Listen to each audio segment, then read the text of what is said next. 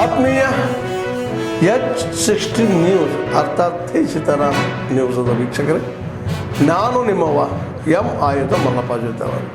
ತಾವು ಈಗ ಸುದ್ದಿಗಳ ಲೋಕಕ್ಕೆ ಎಂಟ್ರಿ ಹೊಡಿತಾ ಇದ್ದೀರಿ.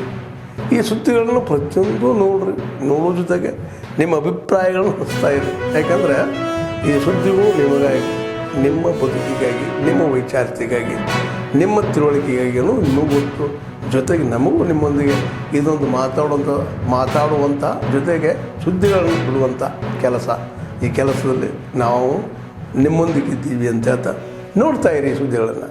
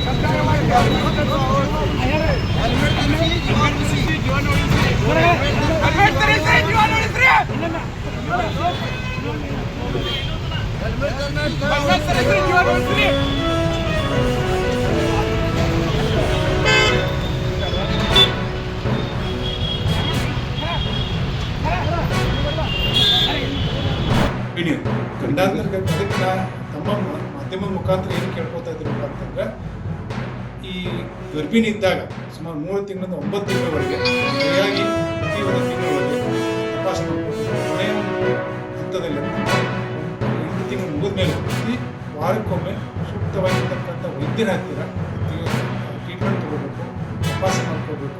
ಒಂದು ವೇಳೆ ಏನಾದರೂ ಅಲ್ಲಿ ಗಂಡಾಂತರ ಗರ್ಭಿಣಿ ಅಂತ ಕಂಡು ಬಂದರೆ ಬೇಗ ಅವರಿಗೆ ತೊಗೊಂಡ್ಬಂದರೆ ಅಡ್ಮಿಟ್ ಮಾಡಿದರೆ ಮನವಿಯನ್ನು ಕೂಡ ಮಾಡ್ತೀವಿ. ನಮ್ಮಲ್ಲಿ ಈಗಾಗಲೇ ಲೇಸು ಇದೆ, ಸೊ ಅವರು ಕೂಡ ಚೆನ್ನಾಗಿದೆ. ಈಗ ಹೆಣ್ಮಗಳ ಆರೋಗ್ಯ ಸರಿ. ಈ ಇತ್ತೀಚೆಗೆ ಸಾಮಾನ್ಯವಾಗಿ ಇತ್ತಿದ್ರೆ ನಾವು ಮಣ್ಣಿನ DHO ನಾವು ಕೂಡ ಮೀಟಿಂಗ್ ಮಾಡಿದ್ದೀವಿ. ನಮ್ಮಲ್ಲಿ ಏನಂದರೆ ನಾವು ಗರ್ಭಿಣಿ ಆದ ನಂತರ ಸುಮಾರು ಇಲ್ಲಿವರೆಗೆ ಬರೋವರೆಗೆ ನಮ್ಮ ಹತ್ತಿರ ಇರೋದಿಲ್ಲ. ಸೊ ಬೇರೆ ಅಂತಂದರೆ ಪ್ರಾಥಮಿಕ ಆರೋಗ್ಯ ಸಮುದಾಯ ಆರೋಗ್ಯ ತೋರಿಸ್ತಾರೆ. ನಮಗೆ ನೇರ ಕೊನೆಯ ಹಂತದಲ್ಲಿ ಬರ್ತಾರೆ. ಈ ಕೊನೆಯ ಹಂತದಲ್ಲಿ ಬಂದಾಗ ಅವರು ರಿಸ್ಕ್ ಭಾಳ ಇರ್ತದೆ. ಅಂದರೆ ಹೈ ರಿಸ್ಕ್ ಪ್ರೆಗ್ನೆನ್ಸಿಯನ್ನು ನಾವು ಜಾಸ್ತಿ ಇರುತ್ತೆ. ಅಂದರೆ ತೊಡಕಿನ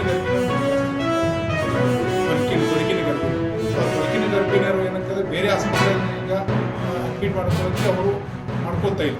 ಯಾಕಂದರೆ ನೇರವಾಗಿ ನಮ್ಮಲ್ಲಿ ಟೀಚಿಂಗ್ ಅಂದರೆ ಮೆಡಿಕಲ್ ಕಾಲೇಜ್ ವೈದ್ಯಕೀಯ ಮಾಹಿತಿಯಲ್ಲಿ ಇರೋದ್ರಿಂದ ಇಲ್ಲಿಗೆ ಕಳಿಸ್ತಾ ಇದ್ದಾರೆ.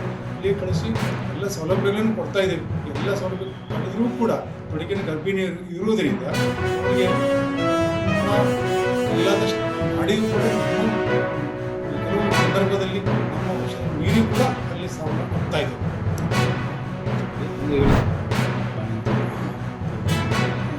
ನಮಸ್ಕಾರ. ಶ್ರೀಮತಿ ಗಂಗವ್ವ ಲಕ್ಕಪ್ಪ ಗಡ್ಕರಿ, 31 ವರ್ಷ ಹೆಣ್ಮಗಳು, ಕರಡಿಗುದ್ದಿ. ಗರ್ಭಿಣಿ 12 ವರ್ಷಗಳ ನಂತರ ಅದು ಪ್ರೆಗ್ನೆಂಟ್ ಆಗಿರ್ತದೆ. ಅಂದರೆ ಅದು ಭಾಳ ಪ್ರಾಮುಖ್ಯತೆಯನ್ನು ಹೊಂದಿರ್ತದೆ. ಸೊ ಬೇರೆ ಮೊದಲು ನಮ್ಮ ಕಡೆ ಅಂದರೆ ಪ್ರಾಥಮಿಕ ಆರೋಗ್ಯ ಕೇಂದ್ರದಲ್ಲಿ, ಸಮುದಾಯ ಆರೋಗ್ಯ ಕೇಂದ್ರಗಳಲ್ಲಿ ಮತ್ತು ಖಾಸಗಿ ಆಸ್ಪತ್ರೆ ಬಂದಿರ್ತಾರೆ. ನಮಗೆ ದಿನಾಂಕ ಅವರು ಬಂದು 28/1/2025 ಬಂದು ನಮ್ಮಲ್ಲಿ ಅಡ್ಮಿಟ್ ಆಗಿರ್ತಾರೆ. ಬಂದಾಗ ಅವರಿಗೆ ಹೈ ರಿಸ್ಕ್ ಅಂತಂದ್ರೆ ತೊಡಕಿನ ಗರ್ಭಿಣಿ ಅಂತ ನಾವು ಹೇಳ್ತೀವಿ. ತೊಡಕಿನ ಗರ್ಭಿಣಿ ಯಾಕಂತಂದರೆ ಅದು ಒಂದನೇದು ಬಹಳ ದಿನಗಳ ನಂತರ ಅವರು ಪ್ರೆಗ್ನೆಂಟ್ ಆಗಿರ್ತಾರೆ. ಸೊ ಇದರಿಂದ ಬೇರೆ ಬೇರೆ ಔಷಧಗಳು ಪಡೆದಿರ್ತಾರೆ. ಎರಡನೇದು ಜಲಗಾರ ಬಂದರೆ ಪಾಲಿಹೈಡ್ರಾಮಣಿ ಅಂತ ಹೇಳ್ತಾ ಇದ್ವಿ, ನೀರು ಜಾಸ್ತಿ ತುಂಬಿ ಈ ಒಂದು ಕಾರಣದಿಂದ ಬೇಕಾಗಿರ್ತಕ್ಕಂಥ ಎಲ್ಲ ಪ್ರಿಕಾಷನ್ಸ್ ಅಂದರೆ ರಕ್ತದ ಒಂದು ತಪಾಸಣೆ ಮಾಡ್ತಕ್ಕಂಥದ್ದು, ಜೊತೆಗೆ ಹೃದಯ ತಪಾಸಣೆ ಮಾಡ್ತಕ್ಕಂಥದ್ದು, ECG ತಪಾಸಣೆ, ಇಕೋ ಮತ್ತು ರಕ್ತ ಇಲ್ಲ PT ಎಲ್ಲಗಳನ್ನ ತಪಾಸಣೆ ಮಾಡಿಕೊಂಡು ಎಲ್ಲ ಮುಂಜಾಗ್ರತೆ ಕ್ರಮಗಳನ್ನು ತೆಗೆದುಕೊಂಡಿರ್ತೀವಿ. ಇಷ್ಟು ಮುಂಜಾಗ್ರತೆ ಕೂಡ ನಾವು ಮುಸ್ಲಿಂ ಮಾಡಿ ಹೇಳ್ತೀವಿ, ಯಾವುದೇ ಸಂದರ್ಭದಲ್ಲಿ ಏನೇ ಆಗ್ಬೋದು ಅವರು ಕೂಡ ಒಂದು ಸರಿ ಯಾವ ಸಂದರ್ಭ ಏನಾಗ್ಬೋದು ಒಪ್ಕೋತಾರೆ. ಒಂದು ವೇಳೆ ಏನಾದರೂ ಹೇರ್ ಸ್ಟೈಲ್ ಹೋಗ್ಬೇಕಂತ ತಿಳಿಸಿ ಹೇಳ್ತೀವಿ, ಇಲ್ಲ ಬೇಡ ನಿಮ್ಮಲ್ಲೇ ಅವರು ಮಾಡ್ರಿ ಅಂತ ಹೇಳ್ತಾರೆ. ಸೊ ಕೊನೆಗೆ ನಾವು ದಿನಾಂಕ 4 ದಿನಗಳ ನಂತರ 31/1/2025 ಸುಮಾರು ಆತ್ಮೀಯರೇ, ಎಲ್ಲ ಸುದ್ದಿಗಳನ್ನು ನೋಡಿದ್ರಲ್ಲ, ಏನು ಅನಿಸ್ತು ನಿಮಗೆ? ಇದರಲ್ಲೇ ನಿಮ್ಗೆ ಲೈಕ್ ಆಗಿರ್ಬೋದು, ಡಿಸ್ಲೈಕು ಆಗಿರ್ಬೋದು, ಕಾಮೆಂಟ್ ಬೇಡಪ್ಪ ಅಂತೂ ಅನಿಸಿರ್ಬೋದು, ಕಾಮೆಂಟ್ ಮಾಡಬೇಕಪ್ಪ ಅನಿಸಿರ್ಬೋದು, ಶೇರ್ ಮಾಡಬಾರ್ದಪ್ಪ ಅನಿಸಿರ್ಬೋದು, ಅದು ಮಾಡಬೇಕು ಅನಿಸಿರ್ಬೋದು. ಏನಾದರೂ ಆಗಲಿ ಶೇರ್ ಮಾಡ್ತಾಯಿರಿ, ಈ ನ್ಯೂಸ್ಗಳನ್ನ ಹಂಚ್ತಾ ಇರಿ, ಜೊತೆಗೆ ಇದಕ್ಕೆ ಸಬ್ಸ್ಕ್ರೈಬ್ ಆಗ್ತಾಯಿರಿ ಅಂತ ಹೇಳ್ತಾ H60 ನ್ಯೂಸ್ ಅರ್ಥಾತ್ ಹೇ ಸೀತಾರಾಮ್, ಇದು ಸತ್ಯದ ಕೈಗೆ ನಡಿ. ವಂದನೆಗಳು.